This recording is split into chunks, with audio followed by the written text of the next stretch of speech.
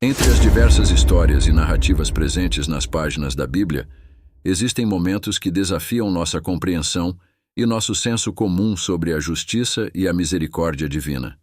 Dentre esses momentos, destacam-se 4 mortes que são notáveis por sua natureza enigmática e pelo profundo impacto que tiveram na história bíblica. Imagine, por exemplo, uma das pessoas mais influentes do mundo cometer suicídio, um ato sombrio de desespero e vergonha. Por outro lado, pense na vida de um bebê interrompida de forma prematura e dolorosa, como uma punição severa por um grave pecado cometido por seus pais. Considere também a transformação de um ser humano em um objeto inanimado, uma metamorfose que parece desafiar as leis da natureza e da ciência, lançando uma sombra sobre o conceito de justiça. Esses são exemplos das situações que iremos explorar no vídeo de hoje. Antes de começarmos, gostaria de saber se vocês conseguiram identificar a quem pertencem essas mortes mencionadas na introdução. Deixem suas respostas nos comentários. Quero entender o nível de conhecimento de vocês. Agora vamos ao vídeo. A primeira história que contarei envolve a mulher de Ló, uma das figuras mais intrigantes da Bíblia, em um episódio que vai além do simples relato de uma morte, tornando-se um poderoso símbolo espiritual. A menção a ela em Lucas 17:32, onde Jesus diz: "Lembrai-vos da mulher de Ló", nos convida a refletir sobre as lições profundas contidas nessa narrativa. Para compreender o significado da morte da mulher de Ló, é fundamental considerar o contexto histórico e bíblico em que esse evento ocorreu. A história de Ló e sua família se desenrola durante uma das épocas mais turbulentas da Bíblia, marcada pela decadência moral e pela iminente destruição das cidades de Sodoma e Gomorra. Ló, sobrinho de Abrão, mais tarde conhecido como Abraão, optou por viver em Sodoma, uma cidade famosa por sua perversidade e corrupção. O relato bíblico inicia-se com Abrão e Ló se separando devido a conflitos entre seus pastores. Abrão, conhecido por sua generosidade e disposição para evitar desentendimentos, permite que Ló escolha a parte do território que preferisse. Ló opta pelo Vale do Jordão, uma região fértil que incluía a cidade de Sodoma. Essa decisão parece prática, mas também reflete um desprezo pelas implicações morais do ambiente em que escolheu viver. A prosperidade das cidades de Sodoma e Gomorra não se limitava apenas à fertilidade da terra, mas também refletia a habilidade de seus habitantes em administrar recursos de forma eficaz. Essas cidades eram reconhecidas por sua riqueza e cultura vibrante, rivalizando com qualquer grande metrópole da época. A vida em Sodoma e Gomorra parecia ser um banquete de abundância, quase um paraíso terrestre onde a opulência era a norma. No entanto, por trás dessa aparência de luxo e bem-estar, havia tensões e conflitos que acabariam se revelando com o tempo. Situadas próximas ao que hoje é o Mar Morto, essas cidades se encontravam em uma região propícia ao florescimento econômico e cultural. Gênesis 13:10-11 descreve como Ló levantou os olhos e viu toda a campina do Jordão, que era bem regada, antes que o Senhor destruísse Sodoma e Gomorra, como o jardim do Senhor, como a terra do Egito até Zoar.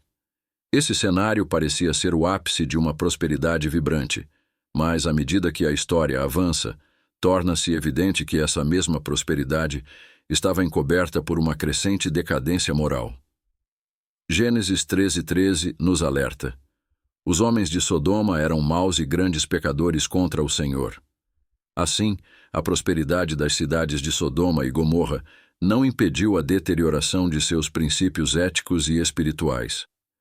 A Bíblia relata que, apesar de sua riqueza, as cidades estavam imersas em práticas que chocavam não apenas seus contemporâneos, mas também os fiéis a Deus ao longo das eras. Deus, que havia abençoado essas cidades com abundância, percebeu que a moralidade delas estava em declínio. Esse afastamento dos princípios divinos estava prestes a desencadear eventos de grande magnitude. O contraste entre a prosperidade material e a degradação moral se torna um tema central na narrativa, evidenciando a complexidade da relação entre riqueza e retidão. O profeta Ezequiel descreve a situação de Sodoma de forma contundente. Eis que esta foi a iniquidade de sua irmã Sodoma. Soberba, fartura de pão e abundância de ociosidade tiveram ela e suas filhas, e não deram a mão ao aflito e ao necessitado. Ezequiel 16:49. Ao se estabelecer em Sodoma, Ló não apenas se integrou à comunidade, mas também alcançou uma posição de influência, como indicado por sua presença à porta da cidade, um sinal de status e respeito. Gênesis 19:1.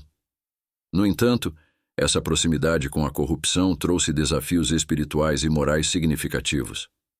A vida de Ló em Sodoma tornou-se um palco de crescente tensão entre a prosperidade e a degradação moral. A corrupção endêmica da cidade, em vez de ser um obstáculo, parecia alimentar uma necessidade crescente de intervenção divina. Foi nesse cenário catastrófico que Ló foi escolhido por Deus para receber 2 anjos enviados a Sodoma. A chegada desses mensageiros marca o início de uma série de eventos que levam ao severo julgamento de Deus sobre as cidades. Quando os anjos chegam, a situação rapidamente se deteriora, com os homens de Sodoma cercando a casa de Ló e exigindo que ele entregasse os visitantes para que pudessem conhecê-los. Gênesis 19:5. Esse ato de perversidade ilustra claramente a corrupção moral que dominava a cidade. Na tentativa desesperada de proteger os visitantes, Ló faz uma oferta chocante. Oferece suas próprias filhas aos agressores, revelando a profundidade da crise moral em que estava. Tirai-as para vocês, Ló implora, e façam com elas o que quiserem. Gênesis 19:8. Esse gesto extremo demonstra até onde a moralidade de Ló estava sendo desafiada pelo ambiente corrupto. No entanto, os anjos intervêm, cegando os agressores e impedindo que realizem suas intenções malignas. Gênesis 19:11. Com a situação se agravando, os anjos informam Ló sobre o plano de Deus para a destruição iminente de Sodoma e Gomorra, ordenando que ele fugisse com sua família, deixando claro o caráter urgente da situação.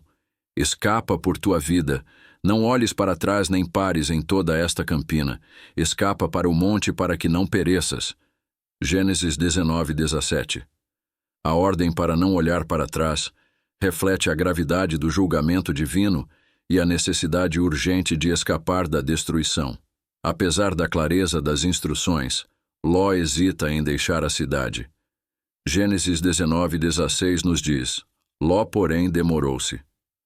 Esse detalhe indica que, mesmo diante do iminente desastre, Ló não se moveu imediatamente. Sua hesitação pode ser vista como uma representação da dificuldade emocional de deixar tudo o que conhecia e uma possível falta de plena compreensão da gravidade do que estava por vir. Observando sua hesitação, os anjos agem com misericórdia e ajudam Ló em sua fuga. Os anjos, vendo a hesitação de Ló, pegaram pela mão a ele, a sua esposa e as suas 2 filhas, por causa da misericórdia do Senhor para com ele. Gênesis 19:16. Essa intervenção divina evidencia o profundo cuidado de Deus, mesmo diante da corrupção. Enquanto Ló e suas filhas seguiam as instruções dos anjos em direção à cidade de Zoar, sua esposa desobedeceu a ordem divina de não olhar para trás. É nesse momento que ocorre a primeira morte misteriosa. Essa simples, mas crucial instrução revelava a necessidade de um total desapego do passado e das velhas práticas de Sodoma. No entanto, impulsionada por uma curiosidade fatal, ou pelo apego ao que deixava para trás, a esposa de Ló lançou um último olhar para a cidade em ruínas. A consequência de sua desobediência foi imediata e severa. A Bíblia relata em Gênesis 19:26 que a mulher de Ló olhou para trás e se tornou uma estátua de sal. Este evento não representa apenas uma punição literal, mas também um símbolo profundo das implicações espirituais de sua falta de fé e obediência. A transformação em estátua de sal serve como um poderoso lembrete da importância de seguir fielmente as instruções de Deus e da necessidade de se afastar completamente do pecado e da corrupção. Esse episódio destaca a gravidade do desvio das ordens divinas e a profunda relação entre obediência e salvação. O ato de olhar para trás simboliza a hesitação em abandonar a corrupção e o pecado, resultando em uma punição que perpetua sua condição de desobediência, congelada em um estado de sal, como um monumento eterno ao erro cometido. A transformação em sal funciona como uma metáfora poderosa para a condenação de quem não consegue se desvincular das coisas que Deus desaprova. O sal, frequentemente utilizado na antiguidade como conservante, simboliza a preservação do erro, em vez da purificação e renovação que Deus oferece. Assim, sua transformação não é apenas um castigo físico, mas um sinal de que ela permaneceu eternamente no estado de sua desobediência. Este evento sublinha a importância crucial da obediência às instruções divinas. A desobediência não é vista como um simples erro, mas como um ato de rejeição às diretrizes de Deus, que pode levar a consequências severas. Em um nível espiritual, a recusa em seguir as ordens de Deus reflete uma resistência à transformação e à redenção que ele oferece. A desobediência da mulher de Ló ilustra que não há espaço para dúvidas na relação com Deus. O ato de olhar para trás simboliza um apego ao passado e uma dificuldade em deixar os velhos pecados, sendo uma clara ilustração de como a hesitação e o apego ao que é pecaminoso podem resultar em consequências irrevogáveis. A lição moral é profunda e relevante para os crentes de todas as épocas. O apego ao passado e a resistência em se afastar do pecado são temas recorrentes na espiritualidade cristã. A mulher de Ló representa todos aqueles que, embora possam estar fisicamente distantes de uma vida de pecado, ainda não conseguiram desapegar-se completamente de seus antigos valores e comportamentos. Seu olhar para trás simboliza a dificuldade humana em abandonar totalmente o que foi deixado para trás e serve como um alerta sobre os perigos de não se dedicar integralmente à transformação espiritual. Portanto, a história da mulher de Ló não é apenas um relato de punição divina, mas uma mensagem poderosa sobre a importância de seguir fielmente as instruções de Deus e a necessidade de uma separação total do pecado. Sua transformação em estátua de sal nos convida a refletir sobre nossa própria disposição de deixar o passado para trás e abraçar a renovação que Deus oferece, sem olhar para trás com arrependimento ou hesitação. Nossa segunda morte misteriosa é registrada na história de Ananias e Safira, um dos episódios mais dramáticos e enigmáticos do Novo Testamento, abordando questões profundas sobre integridade e honestidade. O contexto dessa narrativa é a vida comunitária da primeira igreja cristã em Jerusalém, onde os primeiros cristãos compartilhavam suas posses e recursos generosamente. Atos dos Apóstolos descreve como os crentes estavam unidos em um espírito de comunhão e solidariedade, vendendo propriedades e colocando o produto à disposição dos apóstolos para uma distribuição equitativa entre os necessitados. A multidão dos que criam era de um coração e uma alma, e ninguém dizia que coisa alguma das suas possessões era sua própria, mas todas as coisas lhes eram comuns. Atos 4:32. Nesse cenário de partilha e apoio mútuo, surgem Ananias e Safira, um casal que, embora aparentemente compartilhasse do ideal comunitário, revelou um caráter corrupto ao enganar os apóstolos e o Espírito Santo.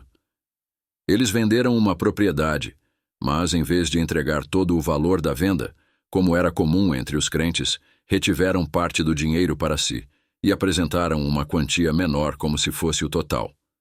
Ananias fez a oferta aos apóstolos, afirmando que o valor da venda era aquele, Atos 5:2, enquanto, na verdade, havia guardado uma parte do dinheiro.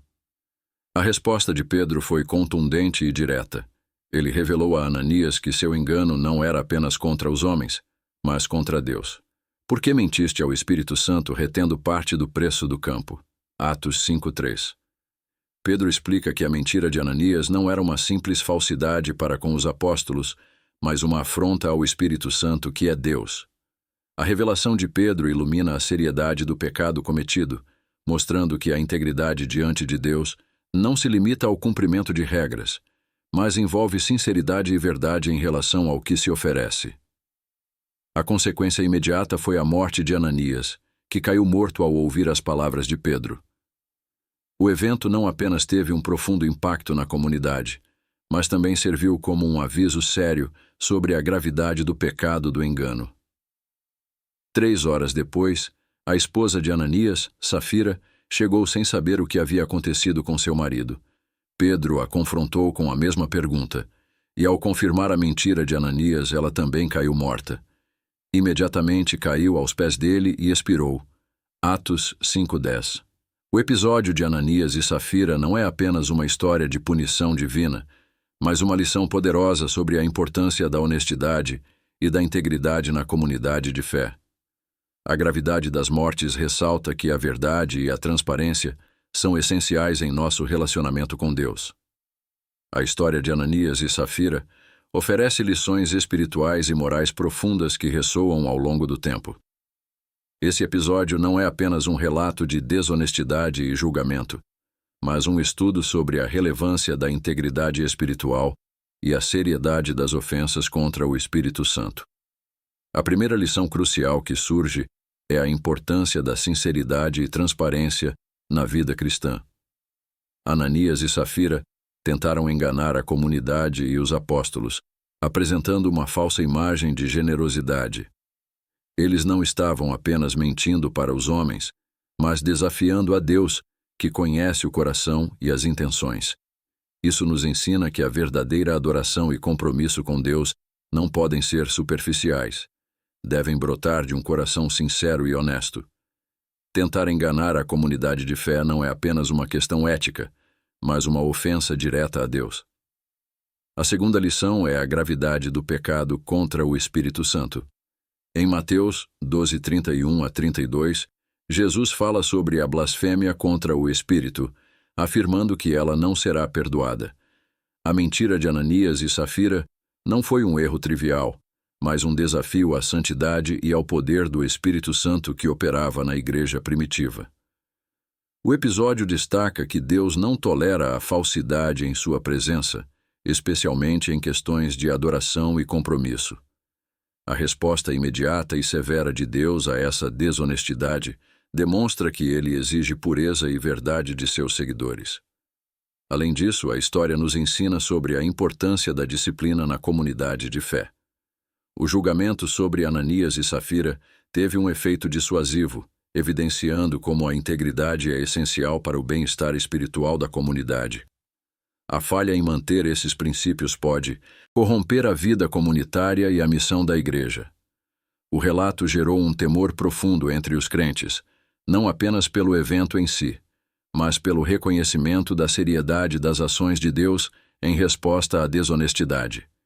E houve grande temor sobre toda a igreja e sobre todos os que ouviram falar desses acontecimentos. Atos 5:11. Por fim, a história de Ananias e Safira serve como um alerta para todos os crentes sobre a necessidade de uma vida de obediência genuína e de um coração alinhado com os valores de Deus. A tentativa de aparentar o que não se é, ou de demonstrar uma devoção falsa, é o cerne do engano e da mentira. A mensagem é clara. Viver em integridade é essencial para manter uma verdadeira relação com Deus e garantir que nossa adoração e serviço sejam aceitos por Ele.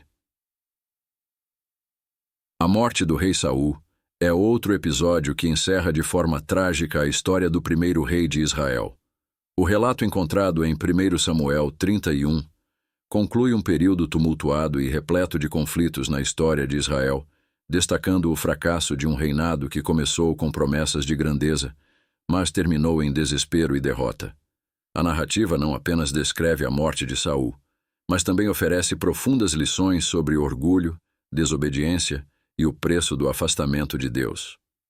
O contexto da morte de Saul é uma batalha desesperadora entre os israelitas e os filisteus, que eram inimigos históricos de Israel.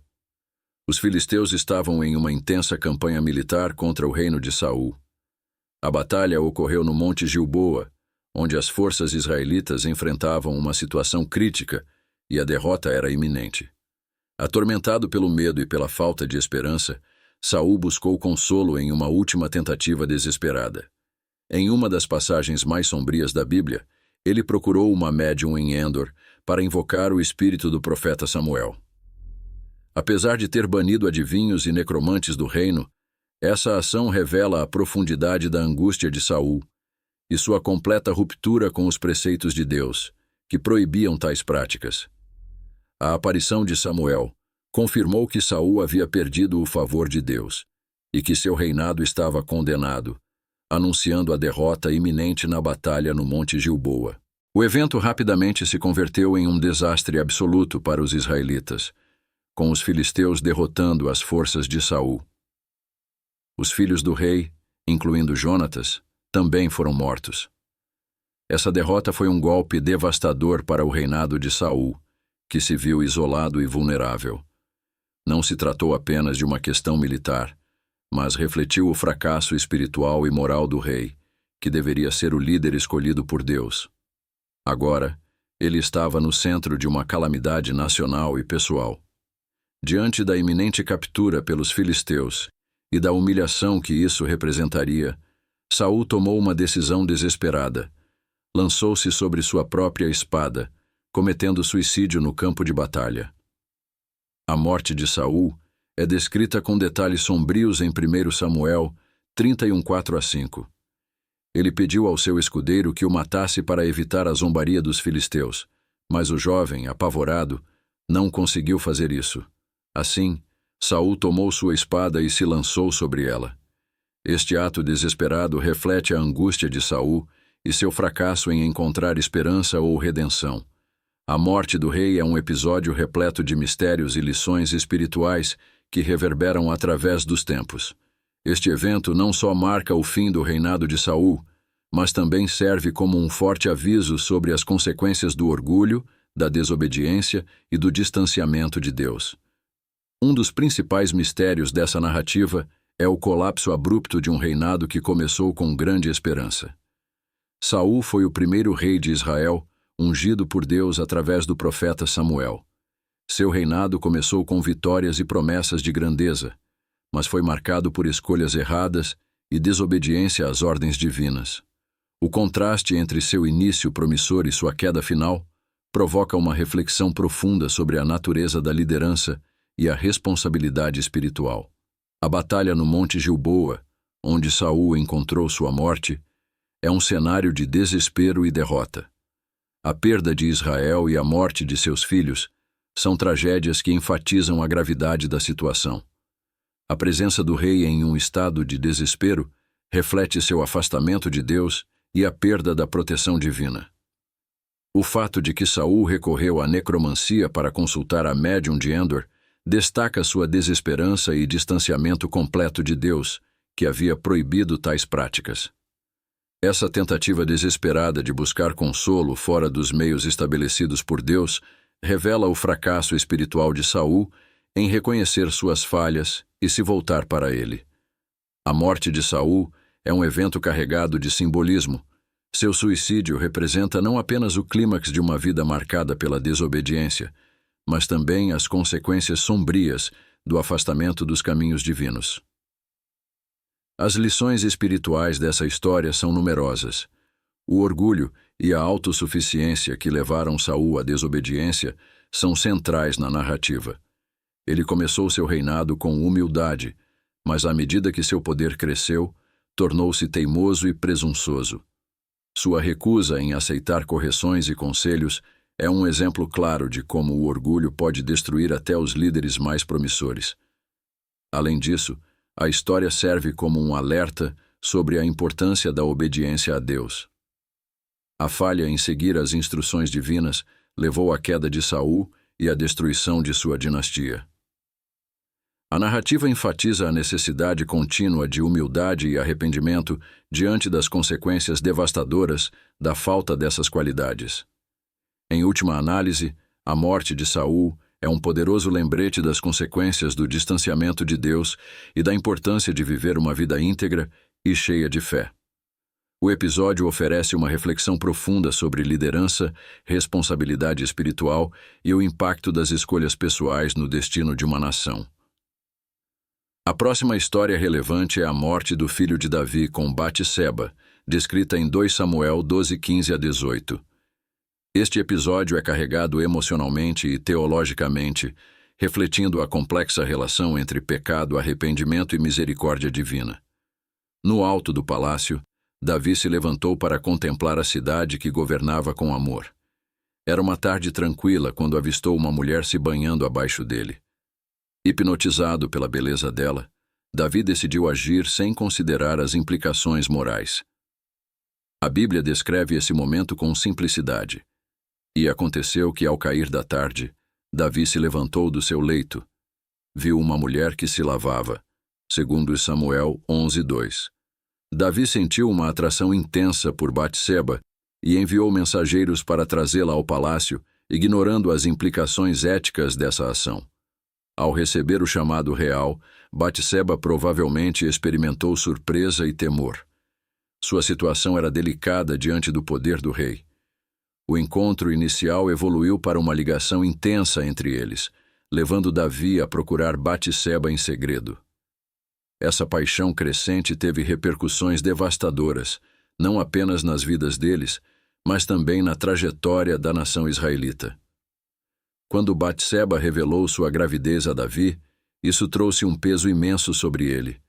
Essa notícia ameaçava não apenas sua reputação pessoal, mas também sua autoridade como governante. O escândalo resultante poderia desmoronar a fachada de integridade construída por Davi ao longo dos anos. Ele havia cuidadosamente elaborado sua estratégia. Davi, ciente da gravidade da situação, percebeu que precisava agir rapidamente para evitar que seu pecado fosse descoberto. Com sua mente estratégica, habituada a criar planos complexos em tempos de guerra, começou a arquitetar um esquema para encobrir sua transgressão. Urias, o marido de Batseba, ainda lutava bravamente no campo de batalha. Para que a gravidez fosse considerada legítima, Davi decidiu trazer Urias de volta para casa, esperando que ele passasse a noite com sua esposa, fazendo com que a gravidez parecesse dele. No entanto, Urias, demonstrando integridade e lealdade que acentuaram a culpa de Davi, recusou-se a desfrutar do conforto de seu lar enquanto seus companheiros ainda estavam em combate. Ele se deitou à porta do palácio, mantendo-se fiel aos seus princípios e ao dever militar. Com isso, o plano de Davi falhou. A necessidade de encobrir o escândalo levou-o a tomar medidas mais desesperadas e cruéis. Na manhã seguinte, Davi tomou uma decisão sombria. Escreveu uma carta a Joabe, o comandante do exército, e a entregou a Urias sem que ele soubesse que estava carregando sua própria sentença de morte. A carta revelava o desespero e a astúcia de Davi. Nela, ele instruiu Joabe a colocar Urias na linha de frente da batalha e recuar, para que ele fosse ferido e morresse. Com a execução desse plano, Davi garantiu que Urias fosse colocado em uma posição onde a morte era inevitável. O plano cruel teve sucesso, e Urias morreu na batalha, como Davi havia previsto. Após a morte de Urias, Batseba fez luto por seu marido, e após esse período Davi a tomou como esposa. Embora sua ação parecesse resolver o problema imediato, o peso de seus pecados não passaria despercebido. Deus enviou o profeta Natã para confrontar Davi sobre sua transgressão. Com a serenidade de um verdadeiro profeta, Natã começou a contar uma parábola. Havia em uma cidade 2 homens, um rico e um pobre. O rico possuía muitas ovelhas e vacas, enquanto o pobre não tinha nada além de uma pequena cordeira que comprara e criara. Essa cordeira cresceu junto com ele e seus filhos. Ele a tratava como parte da família. Quando um viajante chegou ao homem rico, este não tomou de suas muitas ovelhas e vacas para preparar um banquete, mas sim a cordeira do homem pobre. Quando Davi ouviu a parábola, sua indignação foi imediata e intensa. Com fervor, ele declarou que tal homem merecia a morte, sem perceber que a história refletia sua própria imagem. Então Natã, com um olhar penetrante e uma voz firme, revelou a verdade de maneira cortante. Tu és este homem. Essa revelação caiu sobre Davi como um golpe devastador, e ele viu com uma clareza dolorosa a profundidade de seu pecado. Ele era o homem rico que, em seu abuso de poder, havia tomado a única cordeira de um pobre, traindo a justiça e a compaixão. A verdade trazida por Natã expôs as consequências inevitáveis de suas ações. Davi, confrontado pela dura realidade e pelo peso de sua culpa, foi consumido por um profundo arrependimento. O orgulho e a autoridade que ostentava como rei foram substituídos por um esmagador sentimento de culpa e um sincero desejo de buscar o perdão de Deus. Com o coração atormentado pela consciência de seu pecado, Davi clamou ao Senhor em um lamento sincero. Tem misericórdia de mim, ó Deus, segundo a tua benignidade. Apaga as minhas transgressões. Lava-me completamente da minha iniquidade e purifica-me do meu pecado. Salmo 51, versículo 1 a 2. Este salmo, uma das mais profundas expressões de arrependimento na Bíblia, reflete a dor e o remorso genuínos de Davi, assim como sua esperança na infinita misericórdia de Deus. Apesar de seu arrependimento sincero e do clamor por perdão, as consequências de suas ações não poderiam ser evitadas. Natã, como mensageiro de Deus, deixou claro que o pecado de Davi não ficaria impune. Agora, pois, não se apartará a espada jamais da tua casa, porquanto me desprezaste e tomaste a mulher de Urias, a hitita, para que te fosse mulher. Esta palavra de Deus, através de Natã, indicava que Davi enfrentaria conflitos e calamidades contínuas em sua casa como resultado de seu pecado. A promessa de Deus de que a espada nunca se afastaria de sua casa se cumpriria através de uma série de eventos trágicos que evidenciariam a gravidade de suas transgressões e as complexas consequências do arrependimento. O primeiro filho de Davi, e Batseba, concebido no adultério, ficou gravemente doente logo após o nascimento. Em seu desespero, Davi buscou a Deus em oração e jejum, implorando pela vida da criança. Ele se deitou no chão e recusou-se a comer, demonstrando um arrependimento sincero e um profundo desejo de que Deus mudasse o desfecho. O texto bíblico mostra a profundidade do sofrimento de Davi. Davi orou a Deus pela criança, e Davi jejuou e entrou, passando a noite deitado em terra. Seus servos, angustiados ao ver seu sofrimento, temiam contar-lhe sobre a morte iminente do filho. Quando a notícia da morte da criança chegou, Davi reagiu com uma serenidade surpreendente. Ele se levantou, tomou um banho, trocou de roupas e foi ao templo adorar a Deus. Depois se sentou para comer. Sua resposta à morte de seu filho reflete que, apesar do arrependimento, algumas consequências são inevitáveis. Enquanto a criança ainda vivia, eu jejuei e chorei porque dizia: quem sabe o Senhor terá piedade de mim e a criança viverá. Mas agora que está morta, por que jejuei? Poderei eu fazê-la voltar? Eu irei a ela, mas ela não voltará para mim. Segundo Samuel 12, 22 a 23. Davi reconheceu que, embora Deus fosse misericordioso, a justiça divina não podia ser revertida. Sua atitude diante da tragédia é um testemunho de sua fé e submissão à vontade de Deus. Esta narrativa oferece lições espirituais e morais profundas. Primeiro, ilustra a seriedade do pecado e suas repercussões. A história de Davi e Batseba revela que, embora o arrependimento seja fundamental, ele não necessariamente elimina as consequências de nossas ações. A misericórdia de Deus não isenta as pessoas das consequências naturais de seus pecados, mas oferece uma oportunidade de redenção e restauração espiritual. Além disso, a morte do filho de Davi e Batseba ressalta a importância da disciplina divina na vida do crente.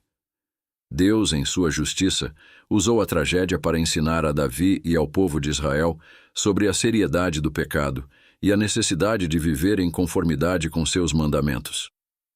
A disciplina divina é um ato de amor destinado a corrigir e guiar os fiéis de volta ao caminho da retidão. A história também revela a profundidade da misericórdia de Deus. Mesmo diante da gravidade do pecado de Davi, ele não o abandonou completamente. A morte do filho foi uma consequência direta, mas Davi continuou a ser o rei ungido e foi restaurado, recebendo o perdão e a paz de Deus em sua vida. A narrativa destaca que, embora o arrependimento seja sincero, o perdão de Deus oferece uma nova chance, mesmo quando as consequências de nossos erros são inevitáveis. Finalmente, o arrependimento de Davi e a resposta de Deus nos lembram da importância da honestidade diante dele. A verdadeira contrição vem do reconhecimento da gravidade do pecado e da aceitação das consequências com humildade e fé. A história de Davi e Batseba nos desafia a refletir sobre nossas próprias ações, a buscar o perdão de Deus com sinceridade e a confiar em sua misericórdia, mesmo quando enfrentamos as consequências. Essa narrativa inspirou você a refletir sobre sua própria vida e como tem respondido ao chamado de Deus? Então, não deixe isso passar. Inscreva-se no canal, ative as notificações e continue aprendendo mais sobre essas poderosas histórias da Bíblia. Afinal, a verdadeira sabedoria está em ouvir e obedecer à voz do Senhor. Obrigado por assistir, abraços e fiquem com Deus.